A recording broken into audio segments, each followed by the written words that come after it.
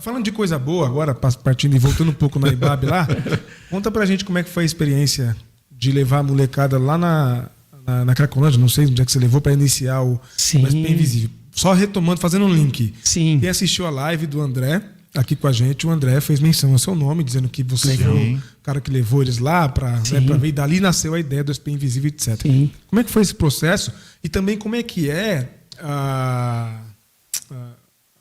todo esse procedimento de fazer essa imersão, essa metodologia, fazer essa imersão de jovens de classe média, crentes evangélicos, numa realidade que é a realidade mais crua. iPhone 13 e tal.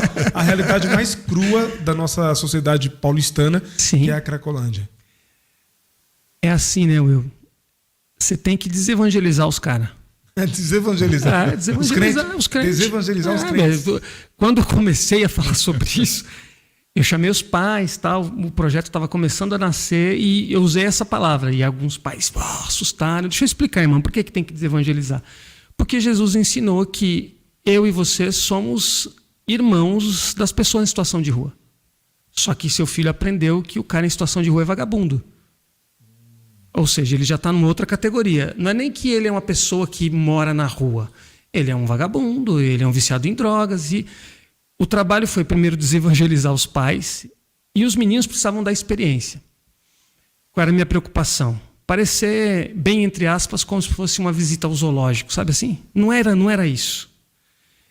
Mas conforme eu fui convivendo com aqueles meninos, eu fui entendendo exatamente isso. Por que eu, o Jô, tendo nascido e sido criado na Zona Leste de São Paulo, morado na boca da favela no Jardim Eliane, depois melhorou um pouquinho na Vila Matilde, não sei o quê.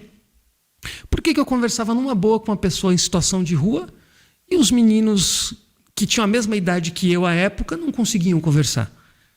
E para mim ficou muito claro uma coisa muito básica da nossa cultura, essa coisa do nós e eles, isso da estratificação social. E a minha intenção era assim, eu quero que vocês saibam que existem pessoas.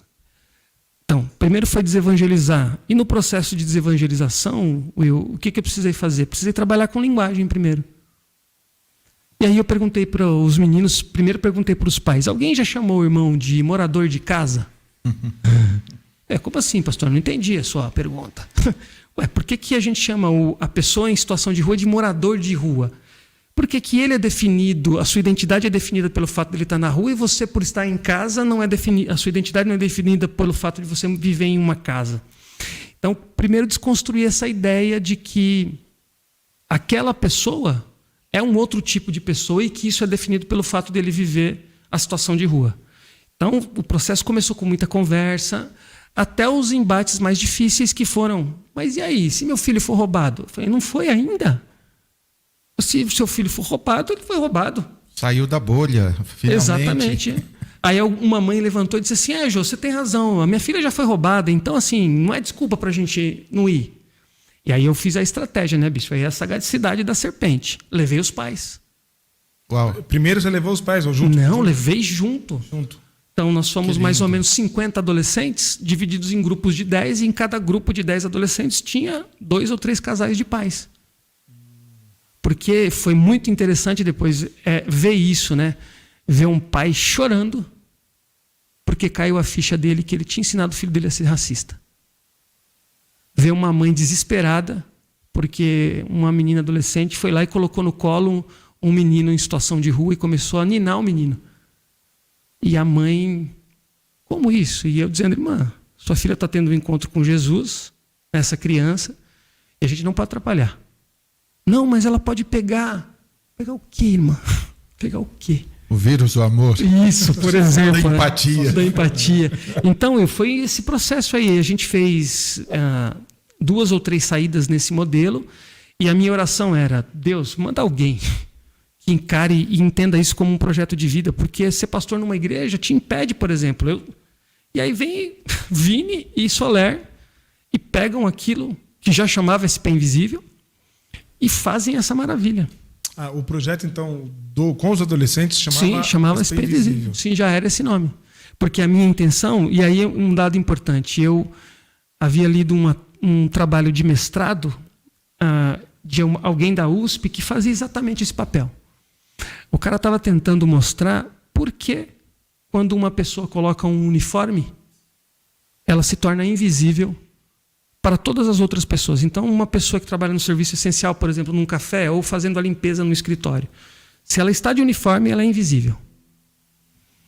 Aquilo mexeu comigo. Eu falei, cara, isso é verdade, porque eu já fiz essa função. Eu já fui guardinha, como o pessoal diz.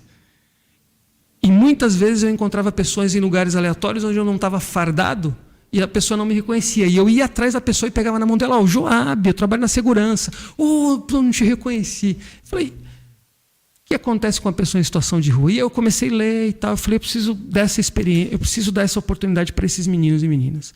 E pasmem vocês, muitos desses meninos e meninas que viveram essa primeira fase do projeto, e aí depois o projeto é outro projeto, porque o Vini e o Soler foram nos caminhos deles ali, muitos estão atuando em incidência política, muitos estão na área de assistência social. Tem 2 ou 3 médicos se formando agora. Uau! Então não foi uma desevangelização, foi uma conversão mesmo. Total, bicho. Total, assim. Cara, eu falo assim, você tem orgulho disso? Isso é ser pastor, bicho. Isso é ser pastor. Então, é um pouco dessa história aí, Will. Foi um desafio, cara, porque desmontar essa lógica e nada melhor do que a experiência afetiva, não apenas a racionalidade, para as pessoas aprenderem. Especialmente gente mais velha. Especialmente gente mais velha. Depois a gente foi pro Habib's comer esfirra e conversar.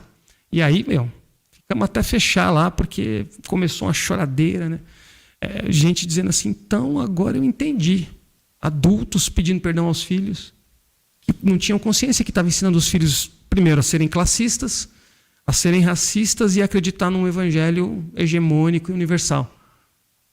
Então, foi isso, cara.